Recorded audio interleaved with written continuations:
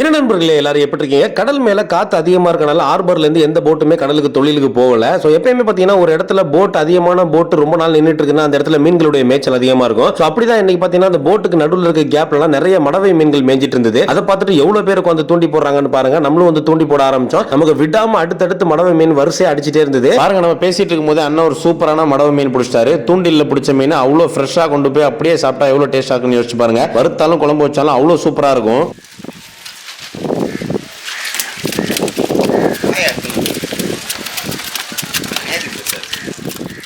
இந்த புழுவுக்கு பார்த்தீங்கன்னா மீன்கள் வரிசையாக கேப்பே விடாம டக்கு டக்குன்னு எடுத்துகிட்டே இருக்கும். அதுவும் இந்த மடவை மீனை பொறுத்த வரைக்கும் ஒரு டைம் எடுக்க ஆரம்பிச்சிச்சு அப்படின்னா வந்துட்டு எக்கச்சக்கமாக மீன்கள் மாட்டிக்கிட்டே இருக்கும்.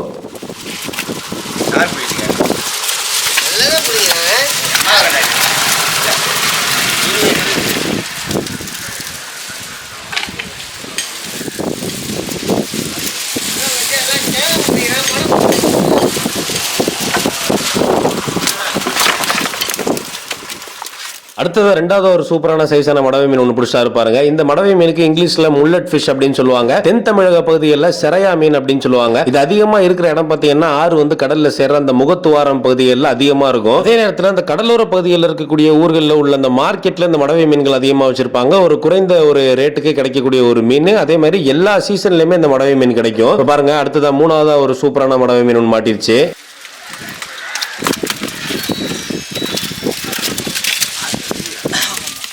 இவங்க அப்படியே தூண்டி போட்டுட்டு இருக்கும்போது அங்கிருந்து தள்ளி கொஞ்சம் தூரம் வந்து பார்த்தா இன்னொரு முனையில இன்னொரு டீம் உட்காந்து தூண்டி போட்டுட்டு இருக்காங்க. அந்த இடத்துல இன்னும் ஸ்பீடா வந்து மடவை மீன் அடிச்சிட்டு இருக்குது. இங்க எவ்வளவு பேர் உட்காந்துருக்காங்கன்னு பாருங்க. இவங்களும் நிறைய மீன்கள் பிடிச்சிருக்காங்க. இவங்களும் தூண்டில அந்த ரத்த புழுவை போட்டு தான் பிடிச்சிட்டு இருக்காங்க. நம்ம இப்ப கடல் முனையில உட்காந்துட்டு இருக்கிறோம். அதனால வந்துட்டு புழு போட்டதான் மீன் எடுக்கும். அண்ணா பாருங்க, ஒரு மடவை மீன் ஒன்று பிடிச்சிட்டாரு பாருங்க. இதுவே நம்ம ஆத்து முனையில உட்காந்துட்டு இருந்தோம் அப்படின்னா அந்த இடத்துல மாவு போட்டாலே வந்து இந்த மடவை மீன் நம்ம எக்கச்சக்கமா பிடிக்கலாம். அவ்வளவு ஸ்பீடா எடுத்துக்கிட்டே இருக்கும்.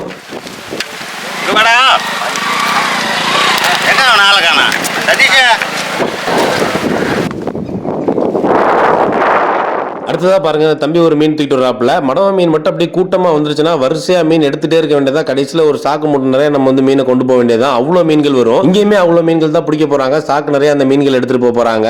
அது மட்டும் இல்லாம வலை சுத்து வலை விட்டு எப்படி வந்து பெரிய பெரிய மடவை மீன்கள்லாம் எப்படி பிடிக்கிறோம் அப்படின்றது இந்த வீடியோல நம்ம காட்ட போறோம். வீடியோ ஸ்கிப் பண்ணாம பார்த்துட்டே இருங்க.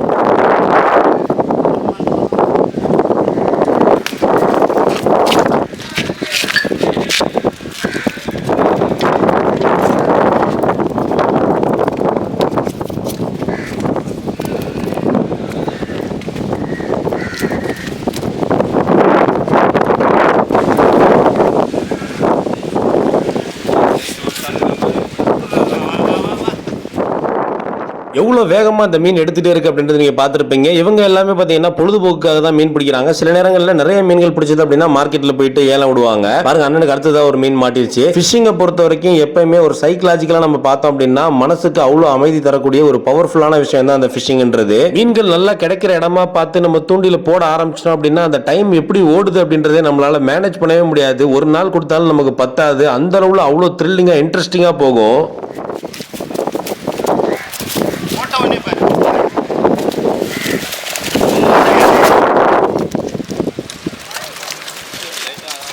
நம்ம சொன்ன மாதிரியே ஒரு அண்ணன் அந்த மடவை மீன்கள் அந்த சாக்கு நிறைய பிடிச்சி வச்சிருக்காரு. எல்லாமே கொஞ்ச நேரத்துக்குள்ள பிடிச்சது. எல்லா மீன்களும் உயிரோட இருக்குது பாருங்க. இப்போ நம்ம தூண்டில்ல மடவை மீன் பிடிக்கிறத பார்த்தோம். அடுத்ததா பாத்தீங்கன்னா சுத்து வலை விட்டுருக்காங்க. இப்போ சுத்து வலை விட்டு அந்த வலைக்கு உள்ள ஃபுல்லா வந்துட்டு அந்த மடவை மீன் என்னென்ன மீன்கள்லாம் லாக் ஆயிருக்குதோ அந்த மீன்லாம் நிற்கும். இப்போ அண்ணன் வந்து கையில இருக்கிற தடியை வச்சு அடிக்கிறாரு. அடிக்கும் போது மீன்லாம் மிரண்டு போய் அப்படி ஓடும் போது கரெக்டா போயிட்டு அந்த வலையில மாட்டிக்கும் அந்த மீன்லாம். ஸோ கொஞ்ச நேரத்தில் அந்த வலையை பத்த ஆரம்பிச்சிருவாங்க. அதுல எவ்வளவு மீன்கள் வருது, அது எப்படி பண்றாங்க அப்படின்றத பாருங்க.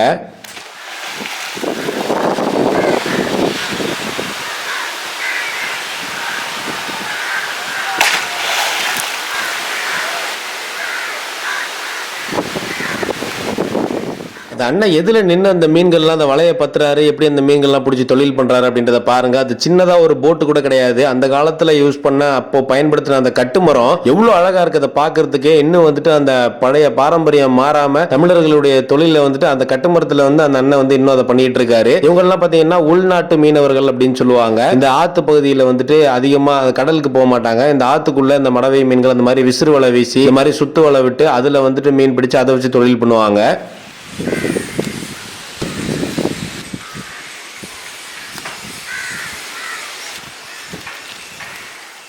இதுல பாருங்க தண்ணி எவ்வளவு தெளிவா இருக்குது. அந்த மீன்கள்லாம் அந்த சின்ன கேப்ல எப்படி மிரண்டு போய் எஸ்கேப் ஆகுது அப்படின்றத பாருங்க. உள்ள மாட்டி இருக்கிற மீன்லாம் அந்த சின்ன வழியில அப்படியே ஓடிட்டே இருக்குது. இப்ப தூரத்துல பாருங்க அண்ணன் வலையை பத்திட்டு வந்தாரு. அதுல ஒரு பெரிய சைஸ் மடவை மீன் ஒன்று மாட்டி இருக்குது. அப்படியே இறுக்கி பிடிச்சிட்டாரு பாருங்க. ஏன்னா வந்து அதிகமான சைஸா உள்ள மடவை மீன்களை வந்து நம்ம கண்ட்ரோல் பண்ண முடியாது. ஸோ அதனால கொஞ்சம் மிஸ் ஆனாலும் தண்ணிக்குள்ள விழுந்து எஸ்கேப் ஆயிடும். அதை அண்ணன் அப்படியே அமைக்க வச்சுட்டாரு. வரிசையா வந்து மீன் எடுத்துட்டே வர்றாரு பாருங்க. இந்த வலையை பத்திரத்தை பொறுத்த வரைக்கும் அந்த மீன்கள்லாம் சின்ன கேப்ல எஸ்கேப் ஆயிட்டு இருக்குது. கொஞ்சம் சீக்கிரமாவும் வரணும். அதே நேரத்தில் மாட்டி இருக்கிற மீன் எஸ்கேப் ஆயிர மாதிரி அந்த கவனமாவும் நம்ம பத்திட்டே வரணும்.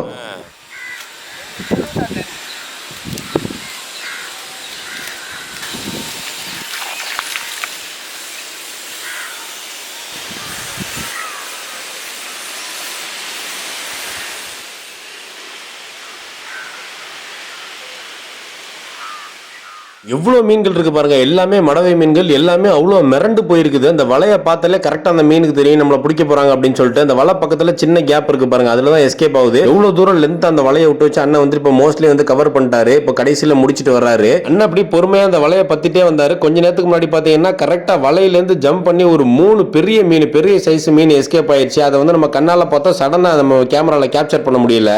வலையில மாட்டிருக்கிற மீன் அப்படியே லைவா காட்டுறேன் பாருங்க. உங்களுக்கு தெரியுதா? அந்த இதுல வந்துட்டு அந்த வலையில ஒரு ஜிலேபி மீன் மாட்டிருக்குது. ஒரு பெரிய சைஸ் மடவை மீன் ஒன்று மாட்டிருக்குது. தண்ணிக்குள்ள பார்த்துருப்பீங்க. தண்ணி நல்லா கிளியரா இருக்கனால நம்மளால பார்க்க முடியுது. இந்த இடத்துல தான் பெரிய மீன் இருக்குது. அவர் ரொம்ப கேர்ஃபுல்லா எடுக்கணும். கொஞ்சம் மிஸ் ஆனாலும் எஸ்கேப் ஆயிடும்.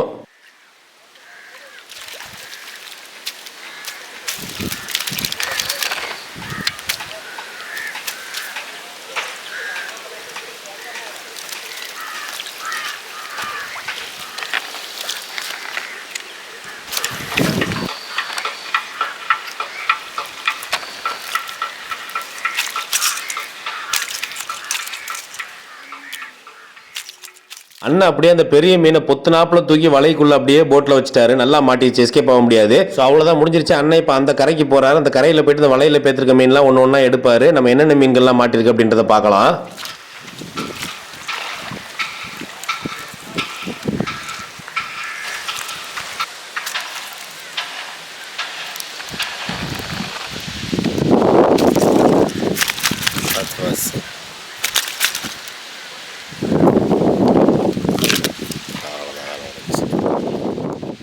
இப்போ அந்த மீனை வலையிலேருந்து பேத்து எடுக்கும்போது பெரிய மீனால பயங்கரமாக துடிச்சிச்சு. அது வலு ஜாஸ்தியாக இருக்கும். ஸோ அதனால அண்ணன் என்ன பண்ணாரு அப்படின்றத எத்தனை பேர் வாட்ச் பண்ணீங்கன்னு தெரியல. அது கழுத்தை உடைச்சிட்டாரு. அது கழுத்தை உடைச்சதுக்கு அப்புறம் தான் அந்த ரத்தம் கொட்டுச்சு பாருங்க. அதை பார்க்கலன்னா ரீவைண்ட் பண்ணி பாருங்க. அப்படி இல்லைன்னா வந்துட்டு இன்னொரு பெரிய மீன் இருக்குது. அந்த மீனுக்கு அப்படிதான் கழுத்தை உடைப்பாரு. அப்படி கழுத்தை உடைச்சிட்டா அப்படின்னா தான் வந்து அது செத்துருச்சுனா தான் நம்மளால அதை ஹேண்டில் பண்ண முடியும். இல்லைன்னா மீன் மிஸ் ஆயிடும். ஆழ்கடல்ல பெரிய பெரிய மீன்கள், பெரிய வஞ்சரம், பெரிய மயில் மீன், ஷீலா மீன், பன்னி மீன்லாம் பிடிக்கிறவங்களே பார்த்தீங்கன்னா அந்த மீனை பிடிச்சி போட்ல போட்டதுக்கு அப்புறம் அந்த மீனை கொன்னுடுவாங்க. ஏன்னா அந்த மீன் துடிக்கிறதுல அதோடைய முள்ளு பயங்கரமா நம்ம மேல குத்திடும். சில நேரங்கள்ல நம்மளே தண்ணிக்குள்ள தள்ளி விட்டுரும். நம்ம உயிருக்கு ஆபத்தாயிரும். அதனால வந்துட்டு அதை முதல்ல கொன்னுடுறது தான் பெட்டரு.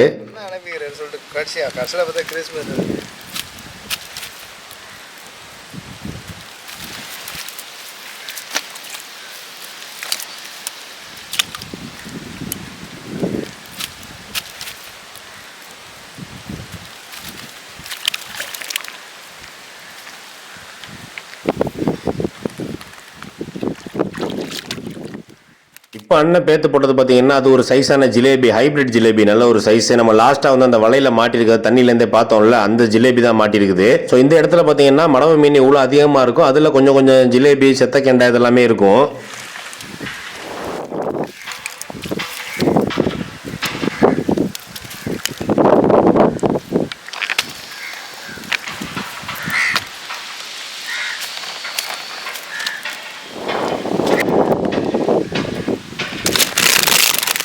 இப்போ இப்போ தூக்கி போடாரு பாருங்க, அந்த பச்சை கலர்ல கோடு கோடா துடிக்குதுல, அந்த மீன் தான் வந்து செத்தக்கெண்டை அப்படின்னு சொல்லுவாங்க. எவ்வளவு வேகமா படப்படம் துடிக்குதுன்னு பார்த்திருப்பீங்க. இன்னொரு பெரிய மீன் இருக்குது, நம்ம சொன்ன பெரிய மீன். அந்த பெரிய மடவு மீன் இன்னும் வெயிட் பண்ணிட்டு இருக்கு. அது என்ன அண்ணன் எடுக்கும் போது பார்ப்போம். அது பாத்தீங்கன்னா செத்துருச்சு அப்படின்னு நினைச்சோம், ஆனா உயிரோட தான் இருந்தது. அதுக்கு வந்து எப்படி கழுத்தை உடைக்கிறாரு, அது எப்படி தூக்குறாருன்றத பாருங்க.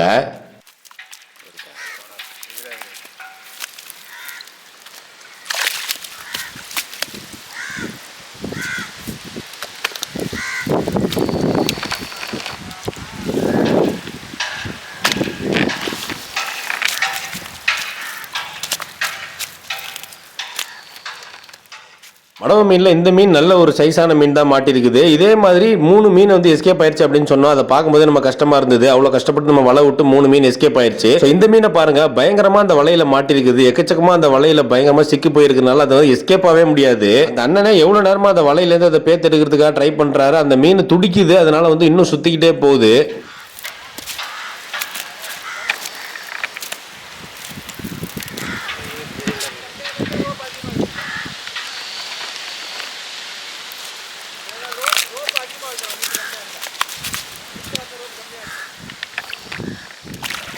அவ்வளோதான், வேலை முடிஞ்சு. பார்த்துருப்பீங்க, அந்த கழுத்தை உடைக்கிற சவுண்டு நம்ம கேட்டுச்சு. அப்படி உடைக்கல அப்படின்னா மீன் ரொம்ப வலுவா இருக்கும். நம்ம கூடையில போட்டதுக்கு அப்புறமும் ஜம்ப் பண்ணி தண்ணியில விழுந்து எஸ்கேப் ஆயிடும். அப்புறம் இவ்வளவு நேரம் நம்ம வேலை செஞ்சதுக்கு பலன் இல்லாம போயிடும். ஏன்னா வந்து மற்ற மீன்கள்லாம் மீடியம் சைஸா இருக்கும் போது இந்த 2 மீன் தான் பெரிய சைஸ். அதுல நமக்கு கொஞ்சம் எக்ஸ்ட்ரா அமௌண்ட் கிடைக்கும். அதுக்காக தான் அந்த 2 மீனையும் கழுத்தை உடைச்சு போட்டிருக்கிறோம்.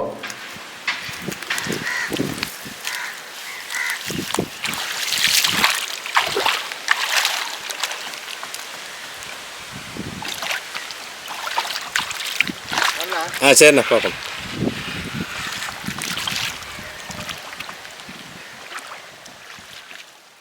ஸோ நண்பர்களே, நம்ம இந்த வீடியோட நிறைவு பகுதிக்கு வந்துட்டோம். அண்ணன் எவ்வளவு அழகா அந்த மடவை மீன்கள்லாம் பிடிச்சார் அப்படின்றத பார்த்துருப்பீங்க. அண்ணன் இப்போ கட்டுமரத்தை எடுத்துட்டு கிளம்பிட்டாரு. அவர் பிடிச்ச மீன்கள் எல்லாம் போயிட்டு மார்க்கெட்ல போயிட்டு அவர் விற்கணும். ஸோ இந்த வீடியோல எவ்வளவு அழகா 2 முறையை பயன்படுத்தி மடவை மீன்கள் எவ்வளவு அழகா பிடிச்சாங்க அப்படின்றது ரொம்ப தெளிவா பார்த்தோம். ஒன்னு தூண்டில புழுவை போட்டு அந்த மடவை மீன்கள் பிடிச்சாங்க. இன்னொன்னு பாரம்பரிய முறையில் இப்படி சுத்து வலை விட்டு நிறைய மடவை மீன்கள் அண்ணன் பிடிச்சாரு. ஸோ இந்த வீடியோ கண்டிப்பா எல்லாருக்கும் ஒரு என்டர்டைனிங்கான வீடியோவா இருந்திருக்கும். அதே நேரத்தில் நிறைய பேருக்கு நல்ல ஒரு பயனுள்ள வீடியோவா இருந்திருக்கும் அப்படின்னு சொல்லிட்டு நம்புறோம். ஸோ இந்த வீடியோ பிடிச்சிருந்தா லைக் பண்ணுங்க, நிறைய பேருக்கு ஷேர் பண்ணுங்க, உங்களுடைய கருத்துக்களை கமெண்ட்ல சொல்லுங்க. சோ இதே மாதிரி மீன்கள் மற்றும் மீனவர்கள் சம்பந்தப்பட்ட நிறைய சுவாரஸ்யமான வீடியோக்கள் நீங்க தொடர்ந்து பார்க்கணும் அப்படின்னா மறக்காம நம்ம தென்கிழக்கு மீனவன் சேனலை சப்ஸ்கிரைப் பண்ணுங்க. வீடியோ பார்த்ததுக்கு நன்றி.